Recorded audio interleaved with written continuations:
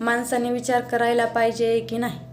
हो, माणसाने विचार करायला पाहिजे, पण तो चांगल्या गोष्टींचा, वाईट गोष्टींचा नाही. कसं असतं ना, आपण जो विचार करतो ना तोच आपल्या हातून कार्य घडायला लागतं. काही जणांना आज दिवसभरात जर एखादी चूक झाली आपल्या हातून, तर सतत ते माणूस ना झालेली चूक सतत घोकीत बसतं. मग तो माणसाचा बुद्धी पण, मेंदू तसा चलतो, त्याच्या मनावर परिणाम होतो. मग दिवस अख्खा तो त्या झालेल्या चुकीबद्दल जास्त त्रस्त होऊन दुःखच असतं. ते थोडंसं मन थोडंसं खिन्न झालेलं असतं. पण जर तुमच्या हातून त्या दिवशी एकही चांगली गोष्ट घडलेली असती ना, त्याचा जास्त विचार करायला पाहिजे. घडणाऱ्या तर गोष्टी घडणारच असतात ना, पण आपण चांगल्या गोष्टीचा जास्त विचार केला पाहिजे की वाईट गोष्टीचा?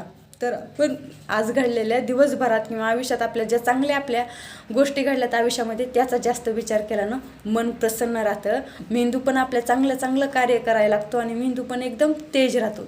त्यामुळं विचार करताना नेहमी चांगलं करा. कोणतीही गोष्ट घडणार असते आणि ती घडून जाते, पण आपण त्याचा विचार कोणत्या पद्धतीनं केला पाहिजे, चांगल्या पद्धतीनं की वाईट, म्हणजे चांगलाच विचार केला पाहिजे. जी एखादी चूक घडून गेली तिचा डबल मनामध्ये विचार आणायचा नाही.